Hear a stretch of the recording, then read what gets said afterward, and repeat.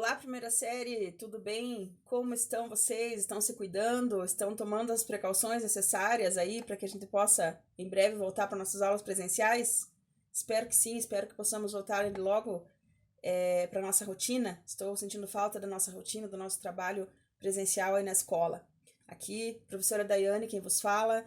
Estou aqui para trabalhar um pouquinho mais com vocês o nosso conteúdo de química, ok?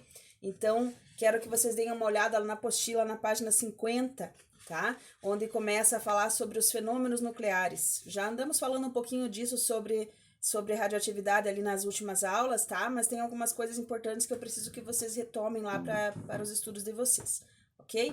Primeira coisa, quero falar com vocês sobre alguns cientistas que foram importantes aí na história desse contexto da química, tá? Então, o primeiro deles é Röntgen, que em 1895 descobriu o raio-x, né? Ele, através de um experimento, ele conseguiu identificar um novo tipo de radiação, um novo tipo de emissão radioativa, que ele denominou de raio-x, tá? Então, primeiro cientista que aparece ali para vocês é esse, né?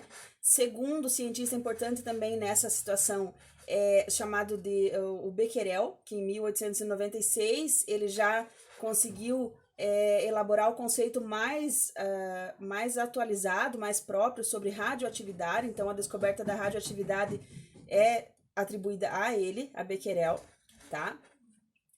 Outra cientista muito importante que as meninas aí, principalmente, quero que deem uma olhadinha, uma pesquisada sobre ela, porque ela é uma figura muito importante na química no mundo das mulheres, né, que é Marie Curie.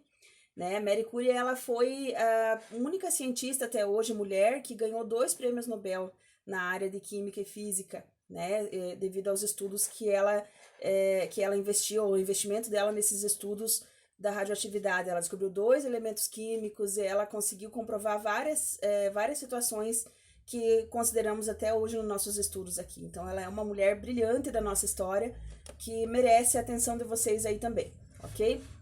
Então, Marie Curie, por exemplo, os 2 elementos atribuídos aqui é o polônio e o rádio, que o rádio ele tem esse termo exatamente pela radioatividade que ele emite, né? E polônio recebeu esse nome pela terra natal dela, pela terra natal chamada de Madame Curie, né? Ela que era da Polônia, então esse elemento descoberto por ela recebeu o nome de polônio. Então, polônio e rádio, os 2 elementos lá na nossa tabela periódica, foram descobertos por essa cientista brilhante, ok? Rutherford, vocês já ouviram falar dele lá nos modelos atômicos, né? Então, Rutherford também teve bastante importância nessa situação aqui da radioatividade, tá? Porque ele conseguiu descobrir as partículas, né? Ele conseguiu descobrir a radiação emitida pelas partículas e denominar essas partículas. A partícula alfa, que seria a partícula positiva, e a partícula beta, que é a partícula negativa, emitida na radiação dos elementos, ok? E depois, aqui, Villard, em 1900, que descobriu uma partícula sem carga elétrica, que também era emitida pela radioatividade, e essa partícula foi denominada, então, chamada de radiação ou partícula de radiação gama, tá? Então, as 3 partículas da radiação, elas têm esses nomes representados pelas letras do alfabeto grego, né? Então, alfa, partícula positiva, beta, partícula negativa, e a radiação gama, que não tem carga elétrica, tá? Então, essas são as 3 partículas emitidas aí pela radiação dos elementos radioativos, pelos elementos que liberam radiação, ok? Quando ocorre a emissão da radiação alfa, como que ela é representada? A emissão da radiação alfa, então, ela aparece assim, ó. Por exemplo, eu coloquei aqui o elemento rádio. Esse exemplo, ele também tá ali na apostila de vocês, tá?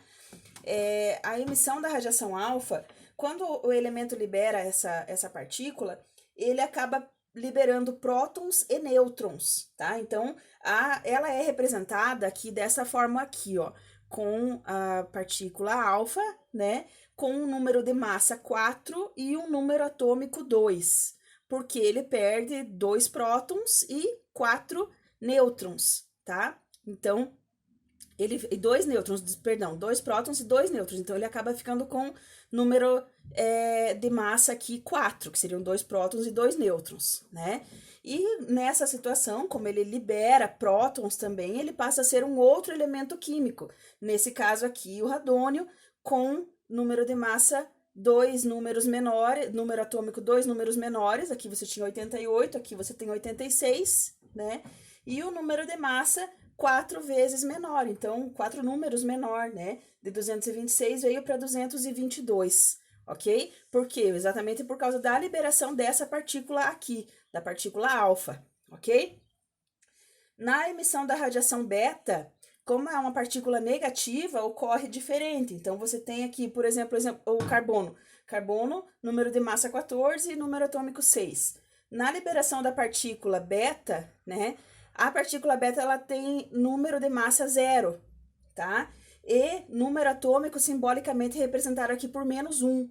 Por quê? Porque na liberação dessa partícula aqui, ele vai aumentar o número de prótons. Então, aqui você tinha carbono 6, aqui você vai ter o elemento com número atômico 7, com 7 prótons, né? Então, por isso o número atômico 7, número de massa 14, continuou igual, porque como a representação da partícula beta é 0, não muda nada aqui no número de massa. Então, você continua com o número de massa igual, muda o número atômico, veio para 7.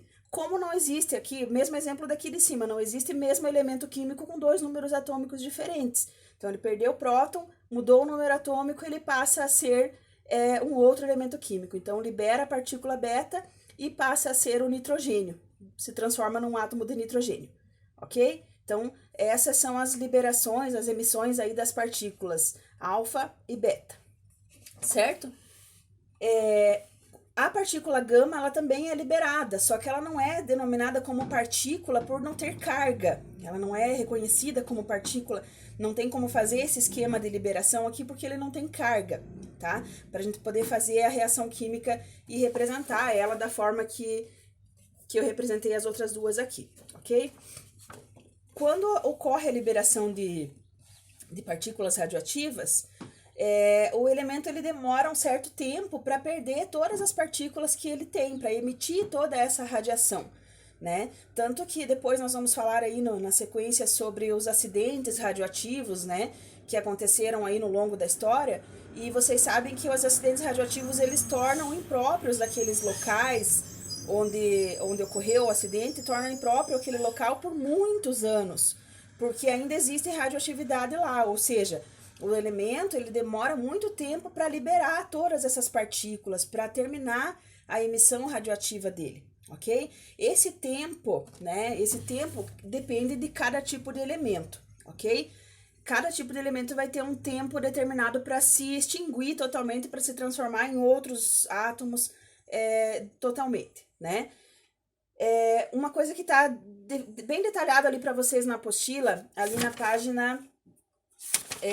página 55, né, existe ali a denominação certinha para o tempo necessário, né, para que possa se ter, por exemplo, a metade de radiação, a metade das partículas é denominado de tempo de meia-vida, tá? Então, esse tempo de meia-vida significa o tempo que você vai demorar para ter a metade daquelas partículas que tinha originalmente. Então, se você tinha lá, por exemplo, 500 gramas de um certo átomo radioativo, né? O rádio ou urânio, qualquer elemento radioativo. Se você tiver 500 gramas daquele elemento, você vai demorar um certo tempo, né? Chamado de tempo de meia-vida, para poder ter a metade disso na natureza. E aí, alguns elementos chegam assim a mais de 5.000 anos para ter o tempo de meia-vida. Então, significa que vai demorar 5.000 anos para você ter a metade daquela quantidade de radiação ainda no ambiente, tá? Então, existe uma grande chance, né, de um local ficar contaminado aí com radioatividade por muitos e muitos anos. Por isso que a cidade lá de Chernobyl ainda é inabitável até hoje, e outras situações em outros momentos históricos aí onde houve acidente radioativo também existe essa demora para que possa se habitar o local novamente, ok?